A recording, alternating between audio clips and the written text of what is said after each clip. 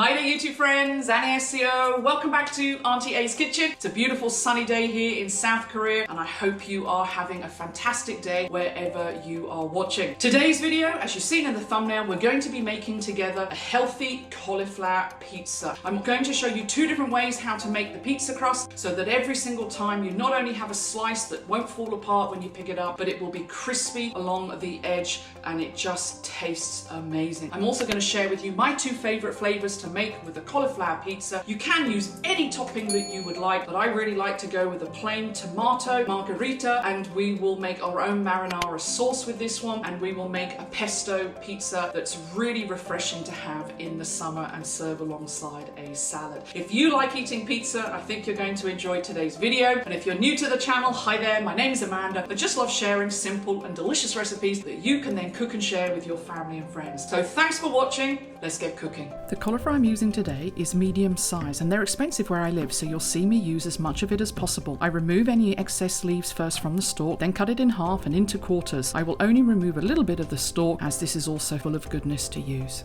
Next, you want to grate up your cauliflower. If you don't have a food processor, then a cheese grater also works well. And if fresh cauliflower is not in season, then you could also use frozen cauliflower that's been defrosted.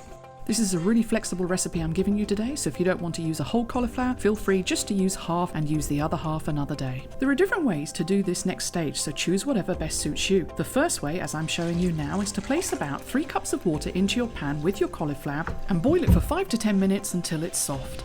Alternatively, you could place your cauliflower into a microwave-safe dish and cook it for about 4 to 5 minutes until it's soft. Once your cauliflower is cooked, place a sieve into a bowl with a cloth or tea towel on top, then place some of your cauliflower into it to cool down for about 5 to 10 minutes, and while it cools, it will drain excess liquid through the sieve. Just like cooking regular pizza, you'll want a very hot oven, so if you haven't already, make sure your oven is preheated. For 1 cauliflower, you'll need about 1 cup of Parmesan. You can use other cheeses in the pizza crust, but for flavour and consistency, I think the Parmesan as a hard cheese works best.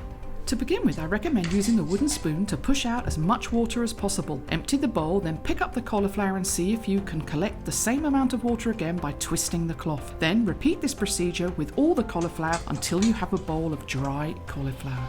A few other ways you could prepare your cauliflower is to steam the cauliflower, or place your cauliflower into a large wok and gently cook on a low heat, helping to dry it out, and this way you also won't have to squeeze any excess water out. You can season your cauliflower pizza crust in any way that you would like. I like to keep it simple, so I spread out the cauliflower and just add some salt and pepper, Italian seasoning, some rosemary before adding the Parmesan, and then mix this all together. The final thing to bring our cauliflower pizza base together is to add an egg. Once everything is well combined, you see me just putting my hand into the bowl, not only to show you the consistency, but to check that everything comes together and it's ready to form our delicious cauliflower pizza crust base. You can be as creative as you want when making your pizza, any shape or size. You can make one larger pizza, 2 smaller, or lots of mini pizzas that are perfect to serve for a party. Today I'm going to be making 2 smaller pizzas so that I can show you not only different ways to cook them, but also different flavour toppings. You want to make your base just under 1/2 centimetre in thickness. You want enough base to be able to hold the topping, but also thin enough to crisp up in the pre-cook. When shaping your pizza, I recommend making an edge, as this will not only hold the delicious homemade marinara tomato sauce, but it will also give you a wonderful crispy pizza crust. Once you've made your pizza crust, place it into your preheated oven for 20 minutes until golden brown. You can buy some ready-made tomato pizza sauce, but let me show you how easy it is to make your own tomato marinara sauce and then season it in whatever way you would like. Cook up some onions. Once they become soft, then add some garlic and a cup of tomato sauce. Season this with some oregano, fresh basil, salt and pepper. Allow this to cook down until you have quite a thick consistency, ready then to put on top of your pizza. After 20 to 25 minutes, once your pizza crust is golden brown, remove it from the oven. I will show you underneath the pizza, not only is it solid, but it has a lot of colour. But on the second pizza we cook, I'll show you how to make the crust even more crispy. For this first pizza, we'll keep it simple and just use some of our tomato onion garlic sauce we just made and a generous serving of a good quality mozzarella cheese, and get this back into the oven for a final 10 minutes until the cheese is melted. When you make your pizza, you can use any cheese or any combination of cheeses, but I think you just can't beat mozzarella on a pizza. As soon as your pizza's out the oven, add some fresh basil, some ground black pepper, and you're ready to feast.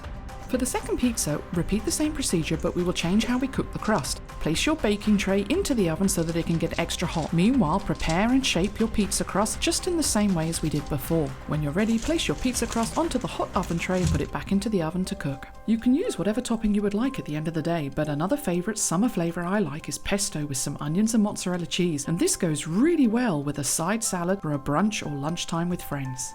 Once the pizza's out the oven, garnish it with your fresh basil and of course some ground black pepper. The final thing to do is for me to show you underneath the pizza, and by using a hotter pan you can get the underneath even more crispy. For another cauliflower and more delicious recipes, please check out the channel. God bless, Job och hamnada.